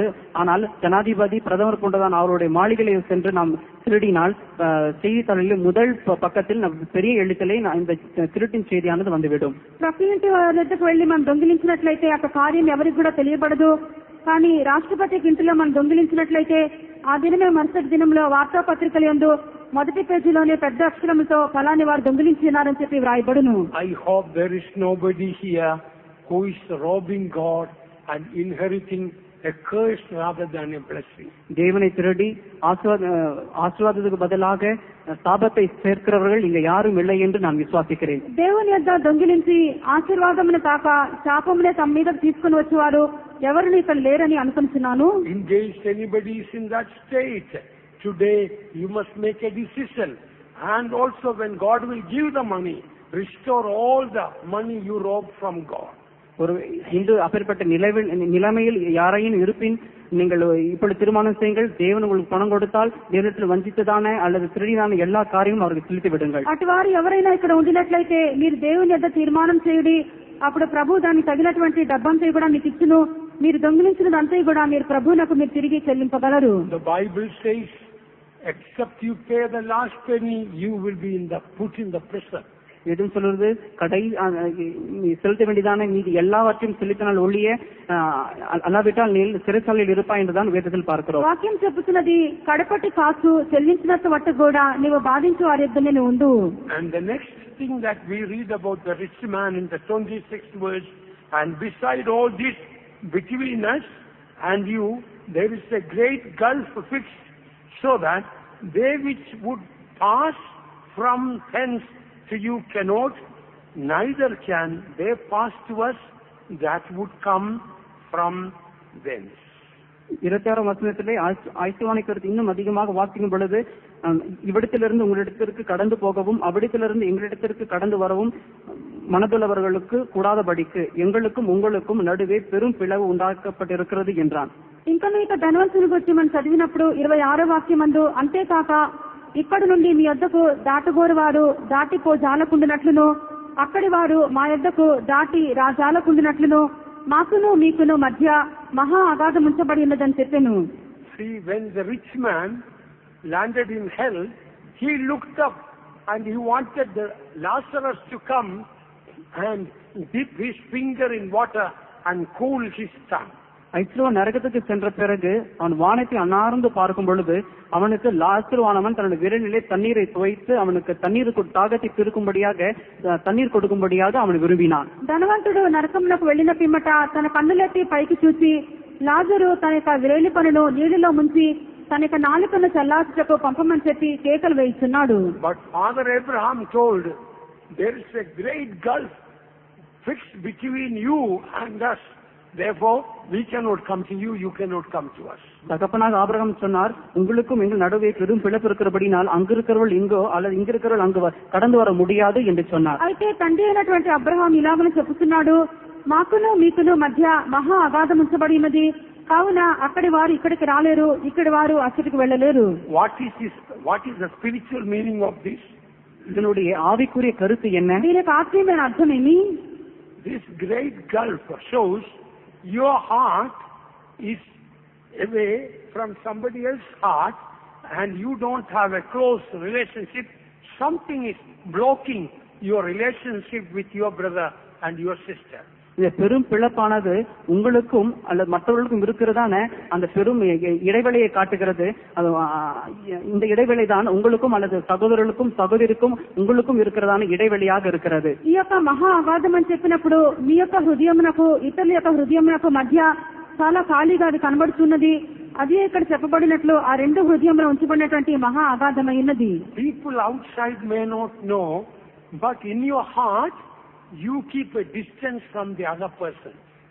ஜனங்கள் வெளி தோற்றத்தை கண்டு அவர்கள் உணர்ந்து கொள்ள முடியாது, ஆனால் உங்களுடைய இருதயத்திலோ அவர்களை விட்டு ஒரு இடைவெளியை வைத்திருப்பீர்கள். మనుషులు బయట నుండి దీన్ని అర్థం చేసుకోలేరు కానీ మీ యొక్క హృదయము వారి యొద్ద నుండి చాలా దూరంగానే ఉండును. Even in your own family, the wife may have some distance from the heart of the husband. குடும்பத்திலும் கூட மனைவியானவர் கணவனிடத்திலே தன்னுடைய இருதயத்திலே ஒரு இடைவெளியை வைத்திருப்பார். ఇంటిలో కూడా చూసినప్పుడు భార్యకు తన యొక్క భర్త యొక్క హృదయం నుండి కొంచెం దూరంగానే ఉండును. Maybe the husband in the heart, he will have a distance, something that a hatred or irritation or bitterness against the wife. ஒருவேளை கணவன் தன்னுடைய இருதயத்திலே தன்னுடைய மனைவிக்கு விரோதமாக கசப்போ அல்லது வைராகியமோ கோபமோ ஒரு விதமாக ஒரு இடைவெளி வைத்திருக்கலாம். భర్తకు తన యొక్క హృదయం నందు తన యొక్క భార్య మీద కోపమో చేదో పగయో ఏదైనా ఉంచుకొని దూరంగా ఉండవచ్చును. If you die in that state, after death that gulf cannot be removed. It will be fixed. இந்த நிலவரத்தோடு கூட நீங்கள் மறித்தால் பரலோகத்திலும் கூட நித்தியத்தில் கூட இந்த இடைவேளை பெரும் பிளப்பாக மாறிவிடும். ఇది మీకు భూమి మీద ఉన్నప్పుడు తొలగించకుండా ఉండినట్లయితే అది నిత్యమంతటి కూడా మీకు వారికి మధ్య మహా అగాధముగానే ఉంచబడి ఉండును. Now examine your heart. இப்பொழுது உங்கள் இருதயத்தை ஆராய்ந்து మీకు பாருங்கள். హృదయం మీరు పరిశీలించుకొనుడి. When you see that particular brother you don't like in your heart, you get irritated. You feel uneasy. குறிப்பிட்ட சகோதரனை பார்க்கும் பொழுது உங்களுடைய உள்ளத்தில் எரிச்சல், அவரோடு கூட இசைந்து போக முடியாமல் ஒரு இடைவெளி காணப்படும். ఒక ప్రత్యేకమైన సహోదరుని చూసినప్పుడు మీకు హృదయం వారితో చేరదు, వారి మీద మీద రోషం కలిగి కనబడుతూ ఉందురు. But others cannot see that. மற்றவர்களால் அதை காண முடியாது. ఇతరుల యొక్క కన్నులకు ఇది కనబడదు. You know you don't like that person, that brother, that sister you don't like. அந்த சகோதரி குறிப்பிட்ட சகோதரன் அந்த நபரை உங்களால் நேசிக்க முடியாது, நீங்கள் தான் அறிவீர்கள். ఆ యొక్క సహోదరునో ఆ యొక్క సహోదరినో లేక ఏదైనా వ్యక్తిని ప్రేమించకుండా ఉన్నది మీరే మీకు హృదయం అందు తెలుసుకొనగలరు. Earlier you liked that person, but now when you see that person you want to turn away. ஆரம்பத்திலே அந்த நபரை நீங்கள் நேசித்திருக்காலும் எப்பொழுதோ அந்த நபரை பார்த்தவுடன் நீங்கள் மறுபக்கமாக திரும்பி விடுகிறீர்கள். ముందుగా వారిని మీరు ప్రేమించి ఉండవచ్చును, అయితే ఇప్పుడు వారి ముఖం చూసిన వెంటనే ముఖం తిప్పుకొని వెళ్లిపోతున్నారు. Earlier you used to speak to that person, but now you don't like to talk. ஆரம்பத்திலே அந்த நபரோடு கூட பேசுவீர்கள், ஆனால் எப்பொழுதோ பேச விருப்பம் இல்லை. మునుపు వారితో కూడా మీరు మాట్లాడుతుందరు, ఇప్పుడైతే మీరు మాట్లాడలేకపోతున్నారు. That means you made a gulf between you and that person. அது என்னவென்றால் உங்களுக்கும் உங்களுக்கும் இடையே ஒரு பெரும் பிளப்பை உண்டாக்கி விட்டீர்கள். కావున మీరే మీకును వారికి మధ్య మహా అగాధం ఉంచి ఉన్నారు. Now that gulf is not fixed, but after your death you cannot remove it, it will be fixed permanently. அந்த பிளப்பானது எப்பொழுது நிரந்தரமாக்கப்படவில்லை, ஆனால் நீங்க மரித்த பிறகு அந்த பிளப்பானது அது நிரந்தரமாக்கப்படும். ఇప్పుడు ఆ అగాధము అది స్థిరముగా లేదు కానీ మీరు మరణించిన పిమ్మట అది నిత్యానిత్యము అది అలాగనే ఉంచబడి ఉండును. Now if you pray, Lord, I got a grudge, a bitterness, irritation, uneasiness against that brother, that sister, please take it away. God can remove the gulf. அந்த சகோதரனுக்கு விரோதமாக, அந்த குறிப்பிட்ட சகோதரிக்கு விரோதமாக என் உள்ளத்தில் எனக்கு கோபம், வைராகியம், எரிச்சல் இருக்கிறது என்ற தேவனிடத்தில் கண்ணீரோடு கூட ஜெபித்தால் இப்பொழுது தேவன் அந்த பிளவை எடுத்து விடுவார். ఒకవేళ ఇప్పుడు మీరు దేవుని యొద్ద గుర్తించబడినటువంటి ఆ యొక్క సహోదరుడు లేక సహోదరి మీద నాకు కక్షయు, చిరాకును, పగయు ఉన్నదని చెప్పి మనం ఒప్పుకున్నట్లయితే ప్రభు మన మధ్య ఉన్నటువంటి ఆ అగాధమును ఇప్పుడు తొలగించవేయును. But now if it does not go and in that state you die, remember after death the gulf will be fixed. You cannot remove it. அந்த பிளப்பானது எப்பொழுது நீங்காமல் அந்த நிலவரத்தோடு கூட நீங்கள் மரித்தால் நிச்சயத்திலே அந்த பிளப்பானது நிரந்தரமாக்கப்படும். మధ్య ఉన్నటువంటి ఆ యొక్క సందు తీసివేయబడకుండా అలాగనే మరణించినట్లయితే నిత్యమంతటికి కూడా ఆ యొక్క మధ్య అగాధము అలాగనే ఉండును. Please examine and see whether in your heart is there a gulf between you and that brother or sister, or against your own family or in-laws or somebody else. சொந்த குடும்பத்துக்கு விரோதமாகவோ அல்லது மருமகள் விரோதமாகவோ அல்லது குறிப்பிட்ட சகோதரன் சகோதரிக்கு விரோதமாகவோ உங்களுடைய இருதயத்திலே பிளப்பு இருக்கிறதா என்று உங்களுடைய இருதயத்தை இப்பொழுது ఆరాய்ந்து பாருங்கள். కావున మీకు హృదయం మీరు పరిశీలించుకొనుడి. గుర్తించబడినటువంటి సహోదరుడో సహోదరియో లేక అల్లుడో కోడలో మీకు ఇంటిలో ఉన్నటువంటి వారో మరి ఎవరి మీదైనా ఇటువంటి కక్షను మీరు ఉంచుకొని మధ్య ఏదైనా అగాధం ఉన్నదా అని పరిశీలించుకొనుడి. You see in hell no prayers are answered. நரகத்திலே பார்க்கிறோம் எந்த ஜெபத்திற்கும் பதில் அளிக்கப்படாது. నరకములో ఏ ప్రార్థన కూడా ప్రత్యుత్తరం దొరకదు. But he had a final prayer that appeared an unselfish prayer. ஆனால் ஒரு இறுதியான ஜெபத்தை நாம் இங்க பார்க்கிறோம். தன்னலமற்ற சுயநலமற்றதான ஜெபமாக இது இருக்கிறது. అయితే చిట్ట చివరిగా ప్రార్థించి ఉన్నాడు. ఆ ప్రార్థన నిస్వార్థమైనది. 28th verse, for I have 5 brethren that he may testify unto them, lest they also come into this place of torment.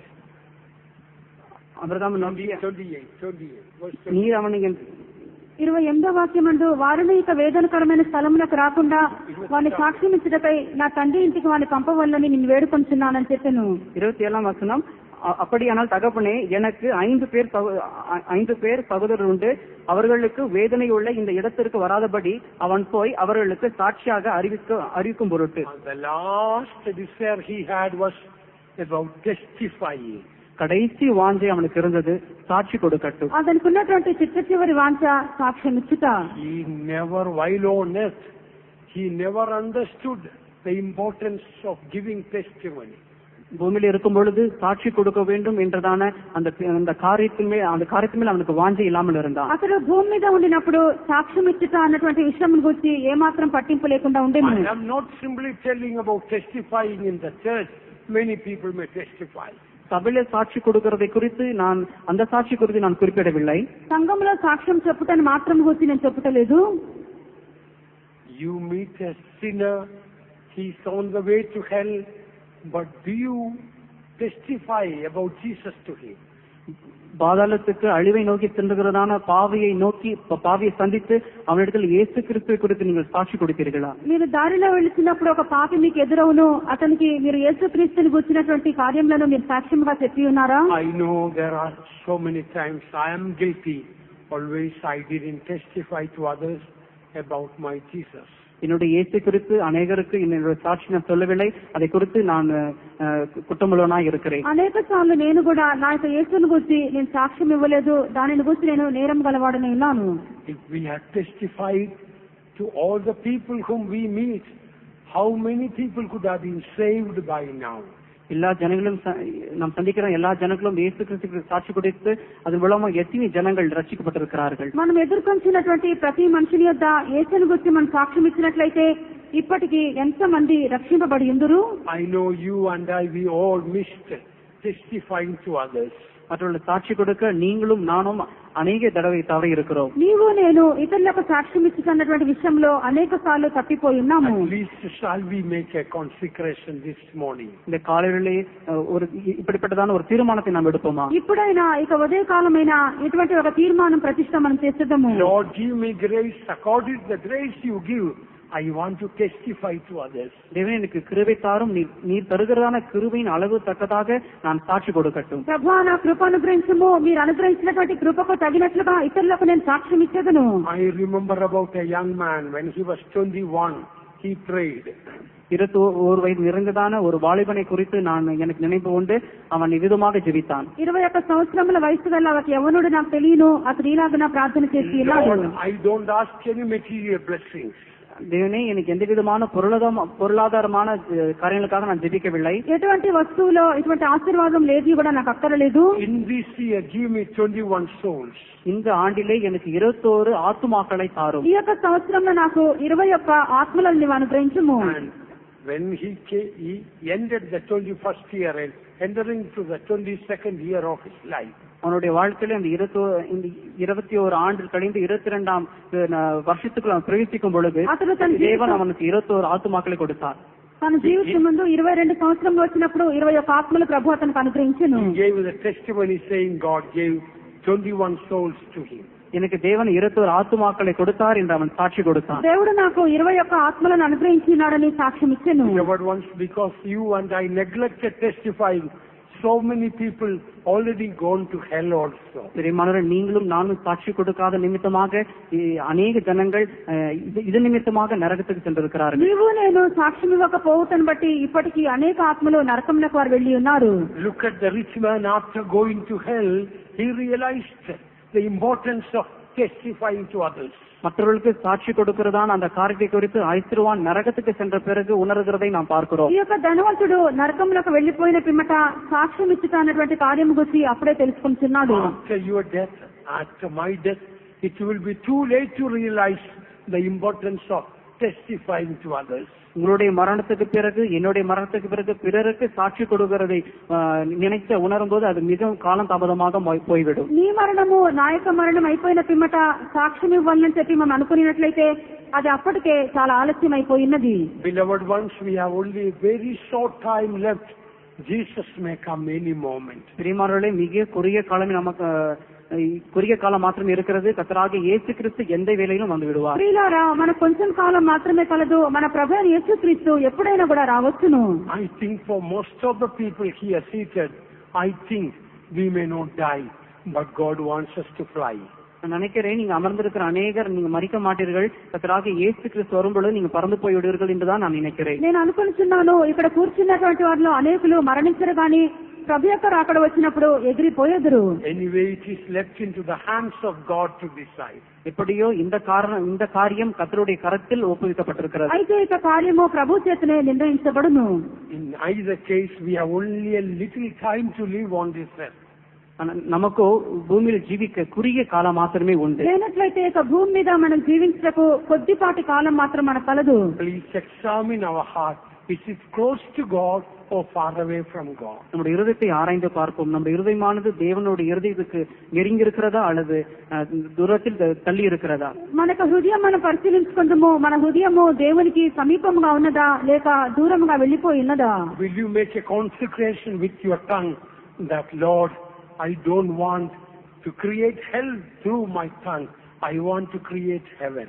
என்னுடைய நாவினாலே நரகத்தை அல்ல பரலோகத்தை உண்டாக்க வேண்டும் என்று உங்கள் நாவின் மேல் நீங்கள் பிரதிஷ்டை செய்வீர்களா? నా యొక్క నాలుకను నరకమును నేను సృష్టించకూడదు, పరలోకమునే సృష్టించవలని చెప్పి నీకు నాలుకను నువ్వు ప్రతిష్ఠించదవా? Have you kept the gulf between you and other brothers and sisters?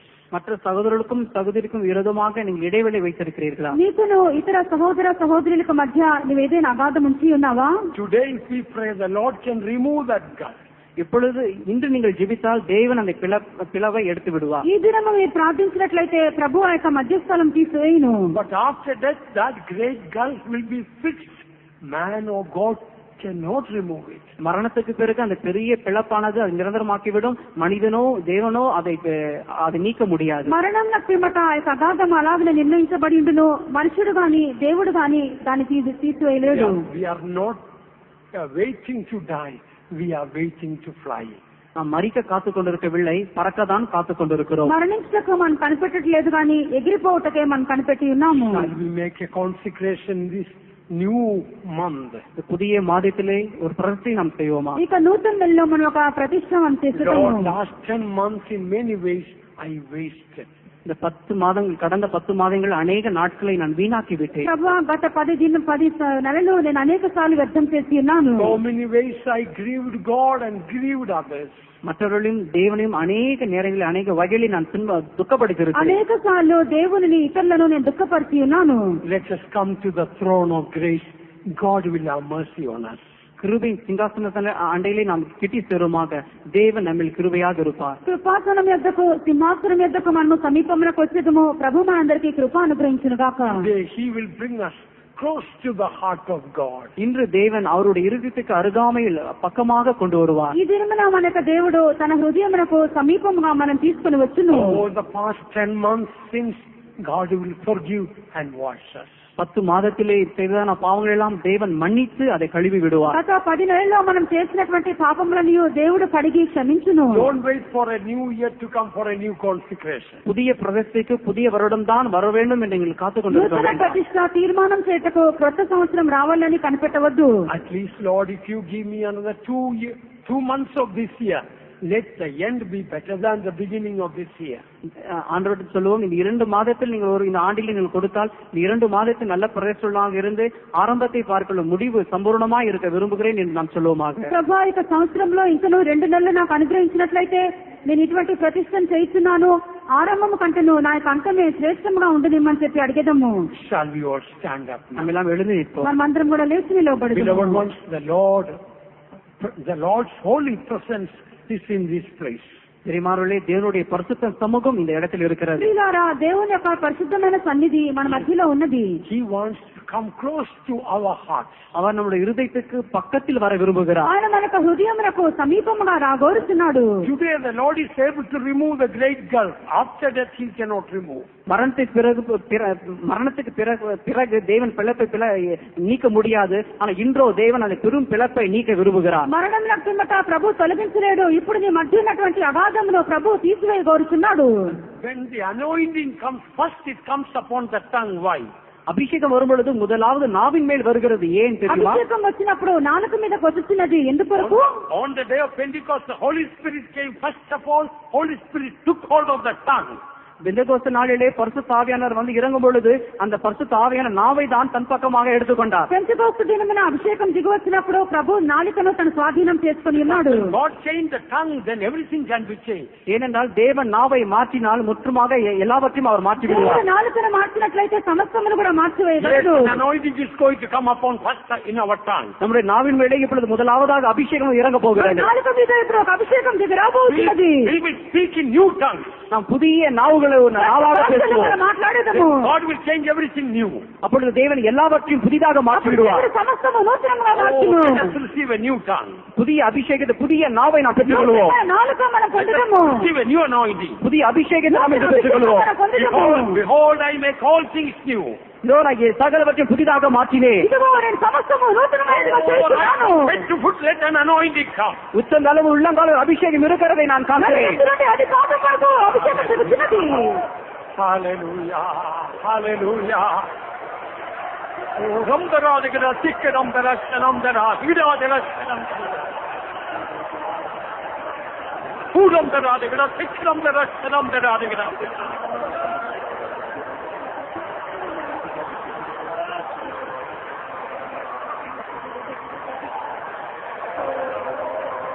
Hallelujah, hallelujah. Ramdara digara sikram dara shanamdara digara. Anoint, O God, anoint, O God, anoint, O God, anoint, O God, anoint, O God. Oh, let the new anointing come. Oh, Lord, remove every gulf, O God. Remove every power of darkness, O God. Hallelujah, hallelujah, hallelujah. Uramdara, Shanamdara, Digada, Pikaramdara.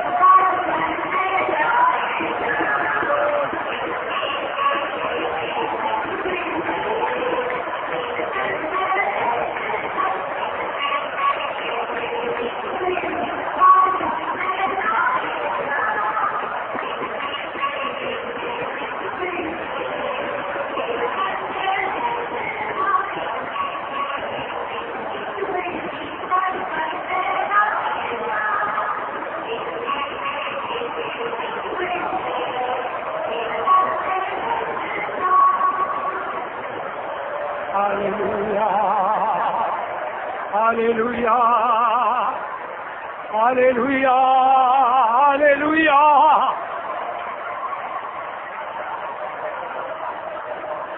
Uramdara, digada, Pikaramdara, Shanamdara, digada, Siddhamdara. Uramdara, digada, Pikaramdara, Shanamdara, digada, Siddhamdara.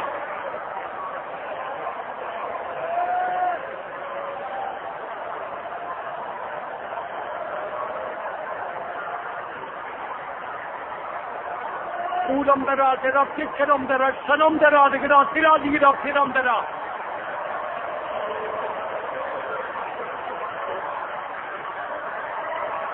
Hallelujah, hallelujah, hallelujah. Uramdara, digada, Pikaramdara, Shanamdara.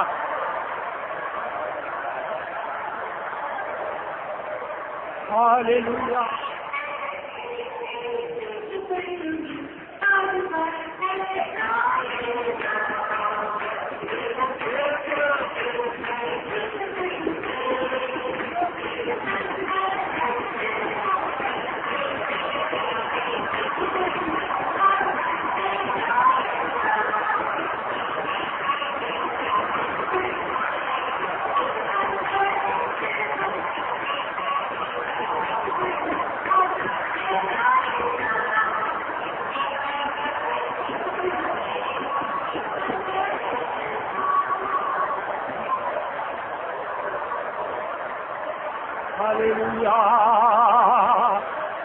Hallelujah. Hallelujah. Hallelujah. Hallelujah. Hallelujah. Praise you, God. Praise you, God.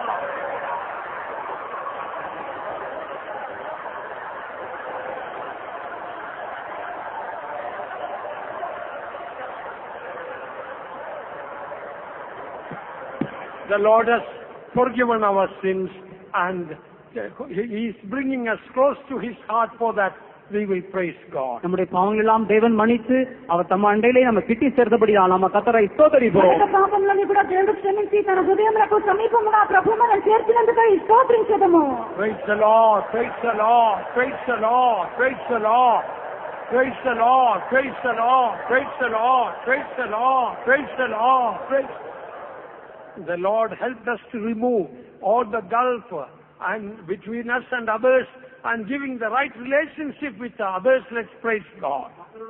மற்றவர்களுக்கும் நமக்கும் இடையே இருந்ததான அந்த பெருநாள் பிளப்பை தேவன் எடுத்து போட்டு நல்ல ஒரு உறவு முறையை தேவன் நமக்கு உண்டு பண்ணினபடியால் நாம் கர்த்தரை స్తోత్రిద్దాం. మనకు ఇతరులకు మధ్య ఉన్నటువంటి అగాధం అంతా కూడా ప్రభు తొలగించి మనకు ఇతరులతో మంచి సంబంధము ప్రభు మనకు అనుగ్రహించినందుకు స్తోత్రించెదము. Praise the Lord. Praise the Lord. Praise the Lord. Praise the Lord. Praise the Lord. Praise the Lord. Praise the Lord. Praise the Lord. Praise the Lord. Praise the Lord.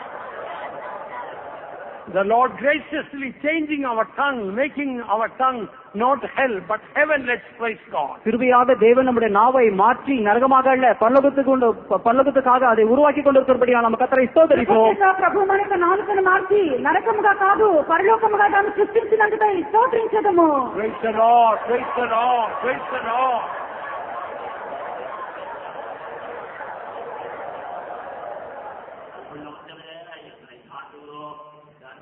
ஆராதனை ஆண்டவர் எங்களுக்கு தந்தபடியினால உமக்கு ஸ்தோத்திரம் செலுத்துகிறோம். ஐஸ்வர்யவான் லாசர் என்கிறதான இந்த வரலாற்றை ஆண்டவர் உலகத்தில் இருக்கும் போது உம்முடைய ஜனங்களுக்கு பேசி எச்சரித்து நினைப்பூட்டினதை இந்த நேரத்தில் நான் ஆண்டவரே நாங்கள் ஞாபகப்படுத்திக் கொள்ளத்தக்கதாக மறுபடியுமாக ஆண்டோட சமூகத்தில் திரும்பி வர எங்களை சரிப்படுத்திக் கொள்ளத்தக்கதாக எங்களுக்கு உதவி செய்ய தந்தபடியினால உமக்கு ஸ்தோத்திரம் செலுத்துகிறோம். அவன் எப்படி நரகத்துக்கு சென்றான் என்று அநேக காரியங்கள் சொல்லப்பட்டிருந்தால் அவைகளை உறுதியாக சொல்ல முடியாது. ஆனாலும் கூட அவன் எப்படி நரகத்துக்கு சென்றிருக்க வேண்டும் என்கிறதான காரியத்தை ஆண்டவர் எங்களோடு திட்டவட்டமாக பேசி இடைப்பட்டபடினால உமக்கு ஸ்தோத்திரம் செலுத்துகிறோம். அவன் போனதான அந்த பாதைகள் எல்லாம் ஒன்றையும் நாங்கள் தெரிந்து கொள்ளாதபடிக்கு இந்த நேரத்திலும் கூட ஆண்டவரே நாங்கள் உமக்கு நேராக பக்கத்தில் வந்து உம்மை சுதந்திரித்துக் கொள்ள எங்களுக்கு உதவி செய்து தந்தபடினால உமக்கு ஸ்தோத்திரம் செலுத்துகிறோம். அவன் அனுதினமும் ஆண்டவரே அவன் சம்பிரமா ஜீவித்தான் என்றும் அவன் எந்த வஸ்திரங்களை அவன் அணிந்திருந்தான் என்றும் நாங்கள் படிக்கிறோம். ஒவ்வொரு நாளும் உபவாசம் பண்ணாமல் அவன் விருந்து செய்து அவன் அதிலே மகிழ்ச்சியாய் இருந்தான் என்று நாங்கள் படித்தோம். ஆண்டவரே இப்படிப்பட்டதான காரியங்கள் எங்களுடைய ஜீவியத்திலே வராதபடிக்கு ஆண்டவரே நாங்கள் சாதாரணமாக இந்த உலகத்திலே ஜீவித்து ஆண்டவரே உம்முடைய பக்கத்திலே இன்னும் நெருங்கி ஜீவிக்க உதவி செய்து தரும்படியா வேண்டிக் கொள்கிறோம். ஆண்டவரே அவன் மரித்த போது அவன் பாதாளத்தில அபிரவாவுக்கு வெகு தூரத்தில் இருந்ததா நாங்கள் பார்க்கிறோம். இந்த உலகத்தில் இருக்கும் போது ஆண்டவரோடு கூட நாங்கள் நெருங்கி ஜீவிக்க எங்களுடைய இருதயம் ஆண்டவரோடு ஒன்றாய் கலந்திருக்க சேர்ந்திருக்க எங்களுக்கு உதவி செய்து தரும்படியால் வேண்டிக் கொள்ளுகிறோம். தேவனுக்கு ஓமையாக எடுத்துக்காட்டாக ஆபிரகாமை வேகத்திலே நீ சுட்டி காட்டி இருக்கிறீரே ஆண்டவரே எங்களுடைய இருதயம் உம்முடைய இருதயத்தோடு ஒன்றாயிருக்க எங்களுக்கு அனுக்கிரகம் பண்ணும்படியாக வேண்டிக் கொள்ளுகிறோம். ஆண்டவரை வஞ்சிக்காதபடிக்கு செல்லாதபடிக்கு ஆண்டவரே எங்களுக்கு உதவி செய்து தரும்படியால் வேண்டிக் கொள்ளுகிறோம். எங்களுடைய நாவானது ஆண்டவரே எல்லாவற்றை பார்க்கிலும் மிகவும் மோசமானதும் கேடு நிறைந்ததும் அக்னியினால கொளுக்கப்படத்தக்கதுமா இருக்கிறது என்று நாங்கள் அறிந்து எங்களுடைய நாவுகளை ஆண்டவரே பத்திரமாய் வைத்துக் கொள்ள சுத்தமாய் வைத்துக் கொள்ள நேர்மையான ஒன்றும் பேசாமல் தகுதி இல்லாதவைகளை பேசாமல் ஆண்டவருக்கு பிரியமானவைகளை எப்போதும் பேசி உண்மை சந்தோஷப்படுத்த எங்களுக்கு உதவி செய்து தரும்படியாக வேண்டிக் கொள்ளுகிறோம். ஆண்டவரே, இம்மட்டுமாக நீர் எங்களுக்கு பாராட்டின இரக்கங்களுக்காக உமக்கு ஸ்தோத்திரம் செலுத்துகிறோம். இந்த உலகத்தில் ஜீவிக்கிறதான நாட்களில் மற்றவர்களோடு உம்மை பற்றி பேசி பாவத்திலும் சாபத்திலும் அக்கிரமத்திலும் ஜீவிக்கிறதான ஜனங்களை விடுதலை செய்து ஆண்டவருடைய ராஜ்யத்திற்கு ஆண்டவரை உட்படுத்த ஒரு நல்ல சாட்சியை உண்மை பற்றிய சாட்சியை மற்றவர்களுக்கு சொல்லி மகிமைப்படுத்த எங்களுக்கு உதவி செய்தார். இம்மட்டுமாக ஆண்டவர் எங்களுக்கு பாராட்டின இரக்கங்களுக்காக உமக்கு ஸ்தோத்திரம் செலுத்துகிறோம். பேசி எச்சரித்த சகல வசனங்களுக்காக உமக்கு ஸ்தோத்திரம் செலுத்துகிறோம். நாங்கள் ஜாக்கிரதையாயிருந்து ஜீவித்து கர்த்தருடைய வருகையை சந்திக்க எங்களுக்கு உதவி செய்தாரும். ஆண்டவருடைய நாமத்தை மகிமைப்படுத்தும் பெரிய காரியங்களை எங்களுக்கு செய்யும். மீட்பரே மூலமாக ஜெபங்களும் பிதா. Gracious Lord, we thank you and praise you. You called us, Lord, not to damnation but by grace for salvation. Bless thy people. Change our life, O God. Help us all to be found ready to meet you when you come. In Jesus' name. Now may the grace of our Lord Jesus Christ, the love of God and the sweet fellowship of the Holy Spirit rest and abide with us all, now and until the Lord returns in glory. கர்த்தர் உங்களை ஆசீர்வதிப்பாராக. Hallelujah.